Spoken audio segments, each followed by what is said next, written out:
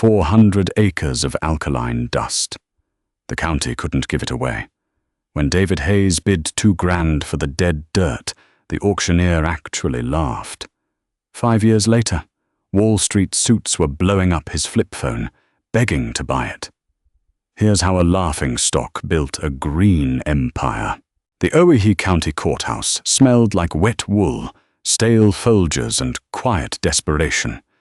It was a Tuesday morning tax auction, the kind of room where men in insulated Carhartt jackets sat with their arms crossed, waiting to pick the meat off the bones of failed dreams. Up at the podium, Gregson, a county clerk with a microphone that popped on every consonant, cleared his throat. Next up, Parcel 42, 400 acres off County Road 9. The old Miller tract. A collective scoff rippled through the folding chairs. Parcel 42 wasn't a farm. It was a moonscape, a geographic mistake. For 50 years it had been overgrazed, stripped of topsoil, and baked by a merciless sun until the ground turned into a cracked, white crust of alkali and clay. It was the kind of dirt that turned rain into instant runoff, shedding water like a concrete parking lot. Nothing grew there but cheatgrass, tumbleweeds, and regret. Bidding starts at 10,000, Gregson droned. Silence. Outside, a semi-truck rattled past, shaking the single-pane windows. 5,000. More silence. Warren Croft, a man who farmed 5,000 acres of chemically induced corn down in the valley, leaned over to the man next to him. "You couldn't pay me to take the deed," Croft muttered, loud enough for the back row to hear. "You'd go broke just paying the property tax." 2,000, Gregson sighed, looking at the clock. He was ready for lunch. "Do I hear 2,000? Or does it go back to the state?" In the back row, a hand went up. Heads turned. David Hayes didn't look like an investor. He looked tired. He was 34, wore a faded flannel shirt stained with hydraulic fluid, and had the deep, permanent tan of a man who worked outside because he had no other choice. David wasn't a stranger to failure. He'd spent his 20s watching the bank foreclose on his father's conventional dairy farm, swallowed whole by the crushing debt of synthetic fertilizers, feed costs, and diesel. David had learned a brutal lesson. Modern farming was a casino where the house always won. If you played by their rules, you lost. So he decided to play a different game. 2,000, Gregson said, squinting. "Going once, twice." Sold. The gavel cracked. For $5 an acre, David had just bought a graveyard. He drove out to Parcel 42 that afternoon in a rusted 1994 F250 that burned a quart of oil every week. He killed the engine at the property line and stepped out. The wind howled, kicking up a fine, stinging dust that coated his teeth.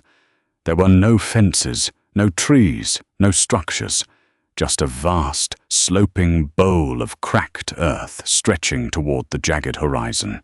He walked out into the middle of the desolation and dropped to one knee. He pulled a Bowie knife from his belt and drove the point into the earth. It barely chipped the surface. The ground was hardpan, compacted by decades of cattle trampling it when it was wet, and baking like a kiln when it was dry. There were 0 organic materials. 0 biology. David didn't see a wasteland. He saw a canvas that couldn't get any worse. If he had bought Prime Valley soil, he would have been $3 million in debt, instantly trapped in the cycle of buying nitrogen, herbicides, and massive tractors just to break even on the interest payments. Out here, he had no debt. The land was entirely his. He had exactly $5,000 left in his savings account. The conventional route would be to drill a deep irrigation well, take out a massive loan for a pivot sprinkler, rip up the soil with a heavy disc plow, and dump anhydrous ammonia into the dust to force a crop to grow. David didn't do any of that. Instead, He spent $3,000 renting a tracked mini-excavator for a week. For 7 days, from the pre-dawn freeze to the pitch-black night, David drove the excavator along the subtle contour lines of the sloping landscape. He didn't plow. He dug ditches, wide, shallow trenches, perfectly level with the horizon, spaced precisely 50 yards apart down the gentle grade of the property. Below each trench, he piled the excavated dirt into a soft berm. In the language of regenerative design, these were called swales. To the passing locals on County Road 9, they looked like the work of a lunatic. Warren Croft slowed his brand-new $80,000 dually pickup truck as he drove past one evening. He rolled down the window, staring at the scarred, trenched earth. David was leaning against his shovel, wiping grease from his forehead. "You digging trenches for a war, Hayes?" Croft yelled over the diesel idle of his truck. "Catching water," David replied, his voice flat. Croft laughed, a dry, cynical bark. "What water? We get 12 inches of rain a year, kid. It hits that hard pan and washes straight down to the river. Your little ditches are just gonna fill with dust." "We'll see," David said. Croft shook his head, rolled up his window, and drove away, leaving David in a cloud of exhaust. David went back to digging. He knew Croft was right about the 12 inches of rain. But Croft didn't understand the math. 12 inches of rain across 400 acres was over 100 million gallons of water. The problem wasn't a lack of rain. The problem was that the land couldn't hold it. David was building a sponge. Winter was brutal. The wind tore across the unprotected plains, driving temperatures well below zero. David lived in a battered Airstream trailer he had towed onto the property, relying on a small wood stove to keep from freezing. The cold seeped into his bones. His boots were held together by duct tape, and his meals consisted primarily of canned chili and stale bread. There were nights when the wind shook the trailer so violently he thought it would roll. And in the pitch dark, the cynic in his head whispered that he had made a colossal mistake. Then came the spring melt. In Owyhee County, spring doesn't tiptoe in. It crashes. The snowpack on the distant ridges melted rapidly, and a heavy, unseasonal thunderstorm dumped 2 inches of rain in 3 hours. Down in the valley, Warren Croft's heavily tilled fields turned into a muddy nightmare. The bare, pulverized topsoil couldn't absorb the deluge. Torrents of brown water washed away thousands of dollars of synthetic fertilizer, carving deep, ugly gullies into his prime real estate. Up on Parcel 42, David stood in the freezing rain and watched his ditches. The sheet flow of water rushed down the slope, hitting the hard pan and gaining speed, just as it had for 50 years. But this time, it didn't wash away. The water hit the first swale. The trench filled. The water leveled out completely across the contour of the land, perfectly still, before slowly spilling over the berm and sheeting evenly down to the next swale. By sunset, David had a series of long, shallow ribbons of water stretching across his property. The water wasn't running away. It was sitting, and very, very slowly, it was sinking into the deep, uncompacted subsoil beneath the trenches. It was a victory, but a silent one. When the land dried, the real work began. The hard pan between the swales was still dead. David took the last $2,000 he had and bought seed.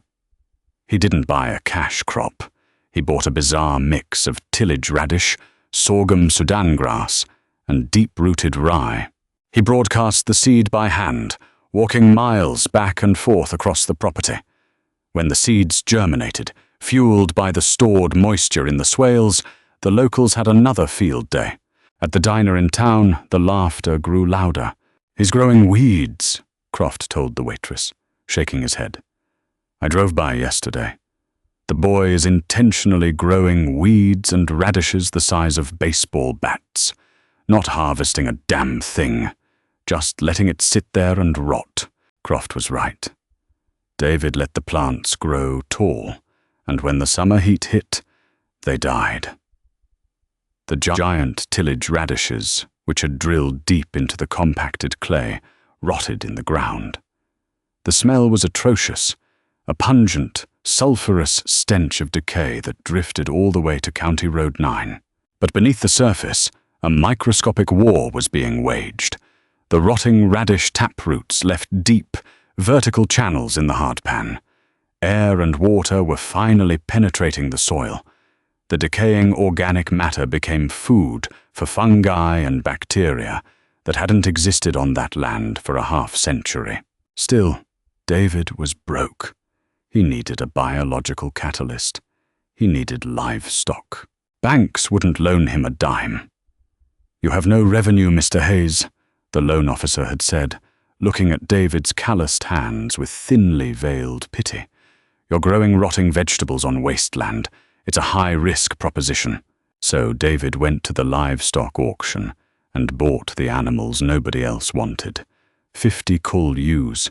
These were old sheep, scrawny, and nearing the end of their productive lives, destined for cheap dog food. He bought the entire flock for a few $100s. He didn't let the sheep roam freely. That was how the land was destroyed in the first place. Using a single strand of portable electric fencing powered by a solar battery, David grouped the 50 sheep into a tight, densely packed pen, about a quarter of an acre in size. Every 12 hours, morning and night, rain or shine, David moved the fence. It was grueling, monotonous labor. The sheep ate the dry, standing forage left from his cover crops. More importantly, they trampled the remainder flat against the earth, creating a protective layer of armor over the soil that prevented the sun from baking it dry. And as they moved, they deposited urine and manure, a concentrated burst of raw biological fertility. By the end of year 2, David was exhausted.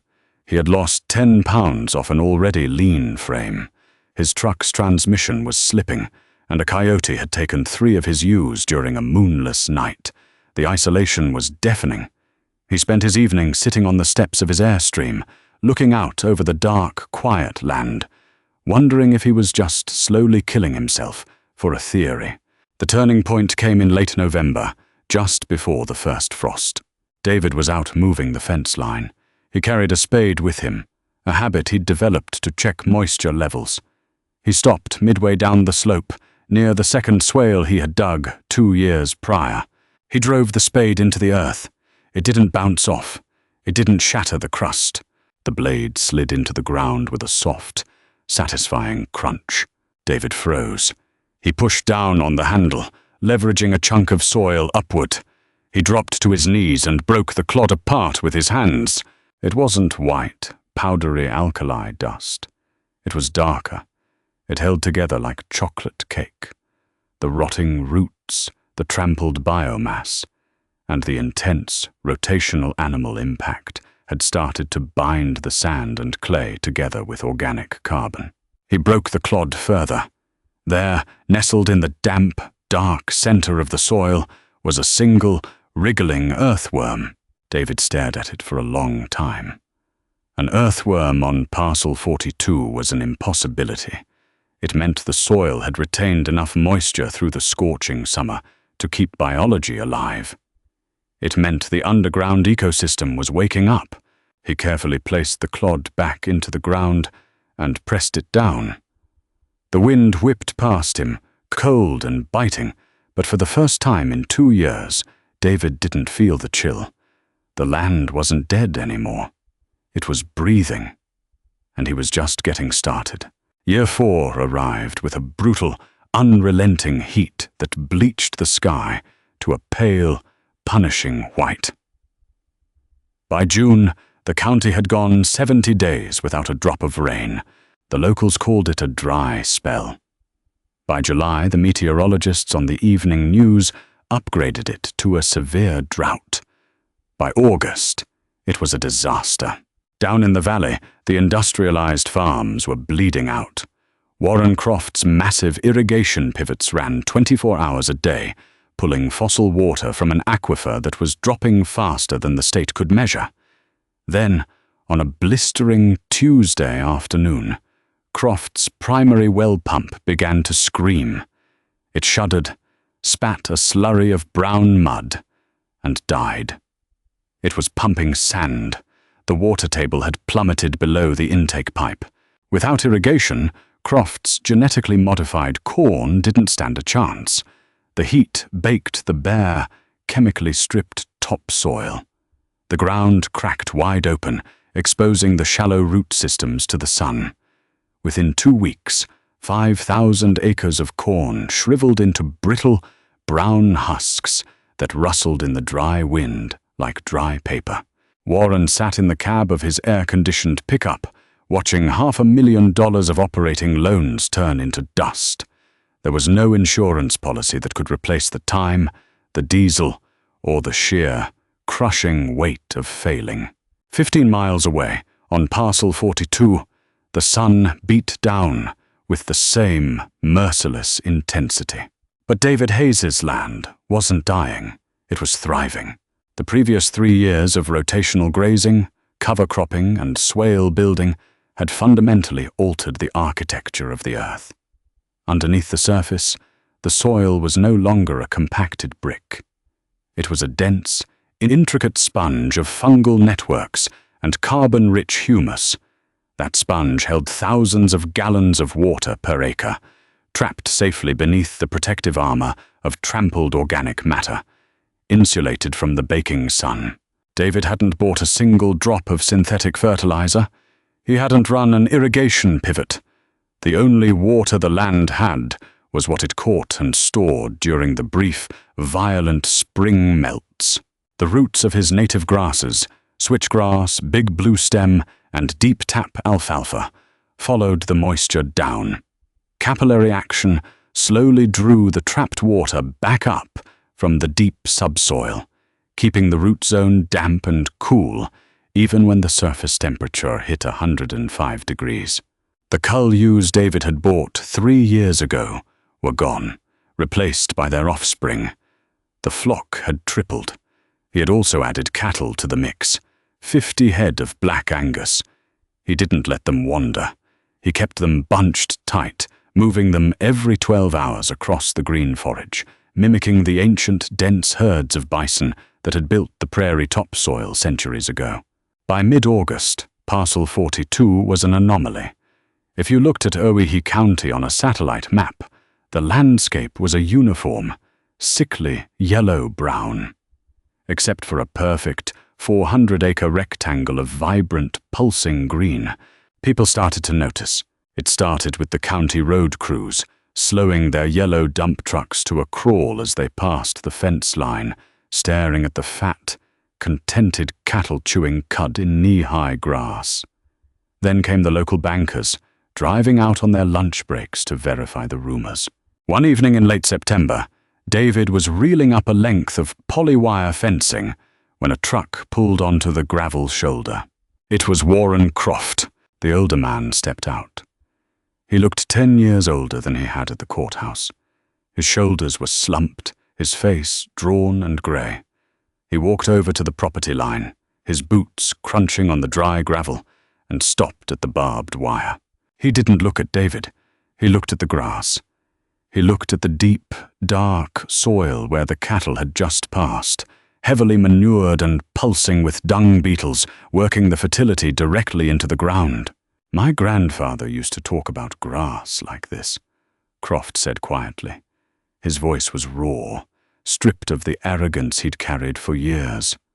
Said it used to stay green until November, before the chemicals, before we broke out the heavy plows. David coiled the last of the wire and walked over. He didn't gloat. There was no satisfaction in watching another man lose his livelihood to a broken system. "It's not magic, Warren," David said, leaning against a wooden fence post. "It's just water capacity. The soil down in the valley is addicted to nitrogen and irrigation. It's got no immune system." Croft nodded slowly. He reached down, reached under the bottom strand of barbed wire, and grabbed a handful of David's soil. He squeezed it. It held its shape, dark and rich, leaving a faint stain of moisture on his calloused palm. "The bank called my loans yesterday," Croft said, staring at the dirt in his hand. "They're foreclosing on the valley acreage. Auction is next month." He dropped the dirt, dusting off his hands. He finally looked up at David. "I laughed at you. Everyone in town laughed at you." "I know," David said. "Well." Croft swallowed hard, his eyes glassy. "Nobody's laughing now, kid. You beat us. You beat all of us." Croft turned, walked back to his truck, and drove away into the fading light. David stood at the fence line for a long time, watching the red taillights disappear into the dust. The victory felt hollow. He hadn't set out to beat anyone. He just wanted to stop fighting the earth and start working with it. But out in the wider world, the vultures were already circling. Year 5. David's ledger was finally in the black. The cattle and sheep were practically pure profit. His input costs were essentially zero. No feed bills, no synthetic fertilizer, no vet bills for animals that were healthy and foraging naturally. He had paid off the battered Airstream, rebuilt the transmission in his F-250, and had $250,000 sitting in a local credit union. But the real asset wasn't the livestock or the cash. It was the dirt. Corporate agriculture had hit a wall. Soil degradation across the Midwest and West was accelerating, and the mega corporations were panicking. More importantly, Wall Street had discovered a new, highly lucrative game: carbon credits.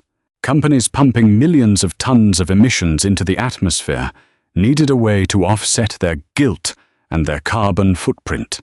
They needed land that pulled carbon out of the air and locked it underground. Land precisely like Parcel 42. The calls started in October. First, it was the regional AG Realty brokers. "Mr. Hayes, we have an interested buyer willing to offer double the market rate for your acreage." David hung up. Then came the letters. Glossy folders from agricultural tech startups in Silicon Valley, offering to partner with him to monitor his soil data for a generous equity stake. He burned them in the wood stove. Finally, they sent the suits. His name was Thomas Harding. He drove a spotless, black rented Suburban down County Road 9, parking perfectly parallel to David's rusty F-250. Harding wore pristine boots that had never touched manure, a tailored vest, and a smile that didn't reach his eyes. David was under the hood of his truck, changing a fuel filter. He didn't stop working when Harding approached. "David Hayes, Thomas Harding. Harding Oaks Equity," the man said, extending a manicured hand. David wiped his hands on a greasy rag, ignored the hand, and leaned against the fender. "Can I help you?" Harding dropped his hand smoothly, unfazed. "I represent a syndicate of institutional investors out of Chicago. We focus on ESG, environmental, social, and governance assets. We've been reviewing satellite topography and carbon sink models of this county. What you've done here..." Harding gestured to the rolling green pastures. "It's remarkable, truly. You've sequestered an estimated 12 tons of carbon per acre per year. I just raise cows," David said flatly. "Modesty. I like it," Harding smiled. "I'll cut to the chase, David. We want to buy Parcel 42. Our syndicate needs high-performing regenerative assets for a carbon credit portfolio we're packaging for a major airline." "It's not for sale. Everything has a price, David." Harding pulled a folded piece of heavy stock paper from his vest pocket. He handed it to David. David unfolded it. It was a letter of intent. The number at the bottom was printed in bold ink. $2.5 million. For a man who had bought the land for $2,000 5 years ago, it was a staggering, lottery-level return. It was enough money to walk away forever. Buy a ranch in Montana with a river running through it. Build a custom house. Never sleep in a freezing Airstream again. $2.5 million, Harding said softly. watching David's eyes. Cash. We close in 30 days. You can take your livestock, take your equipment, and retire at 39. We just want the land, the carbon. David looked at the paper. Then he looked out across the pasture. He saw the swales he had dug, inch by inch, fighting the compacted clay until his hands bled. He saw the deep green of the switchgrass, rooted down into the subsoil he had painstakingly built with the rotting carcasses of tillage radishes and the manure of discarded sheep. He knew exactly where the first earthworm had appeared. He knew the way the land smelled after a heavy rain, rich, sweet, and alive. He looked back at Harding. What happens to it after you buy it? Harding shrugged, a slick corporate gesture. We put up a high fence, rest the land entirely, measure the carbon sink annually for the credits. No livestock, no agriculture, just pure conservation. David stared at him. The man didn't understand a single thing about biology. You take the livestock off this land, Harding, and it dies, David said, his voice dropping to a low, hard octave. This soil isn't a museum exhibit. It's a living metabolism. It needs the impact. It needs the grazing, the trampling, the manure. You fence it off and leave it alone. The grass will oxidize. The soil life will starve. And in 5 years, this whole place will be a hard pan desert again. Harding's smile tightened. We have PhD agronomists on staff, Mr. Hayes. I assure you, we know how to manage a carbon asset. It's not an asset, David said. He crumpled the heavy stock paper in his fist and tossed it into the open hood of the Suburban. It's a farm, and it's mine. Get off my property. Harding's face flushed. The polite facade vanished, replaced by the cold irritation of a man used to getting his way. You're making a massive mistake. You're a guy living in a tin can. I'm offering you generational wealth. You're being a stubborn fool. I've been called a fool before, David said, turning back to his truck engine. I prefer it. Harding stared at David's back for a long moment, then turned, got into his Suburban, and slammed the door. He sped off, kicking up a cloud of dust that blew harmlessly over the green pasture, settling into the damp, receptive earth. Later that week, David went back to the county courthouse. It smelled exactly the same. Wet wool, stale coffee, quiet desperation. Gregson was still at the podium. The crowd was a little thinner. The devastating drought had thinned the herd. Next up, Gregson said into the popping microphone. Parcels 60 through 65, 2,000 acres down in the valley. Foreclosure. Bidding starts at 50,000. It was Warren Croft's land. The prime valley acreage. Ripped up, chemically burned, compacted and blown out by the drought. The soil was dead. A wasteland. Nobody raised a hand. The silence was heavy. The men in the folding chairs looked at the floor. In the back row, David Hayes raised his hand. Gregson blinked. 50,000. Do I hear 55? Silence. Going once, twice, sold. The gavel cracked. David stood up, pulled his collar against the chill, and walked out to his truck. He had 2,000 acres of dead dirt to bring back to life. He needed to order more sheep. When the world tells you a piece of land, or a piece of your life, is dead, remember David Hayes. He didn't force the earth to bend to his will. He gave it the tools to heal itself, and it paid him back by the millions. If this story changed the way you look at the ground beneath your feet, hit that like button, subscribe to the channel, and share this video. Let's grow something real together. See you in the next one.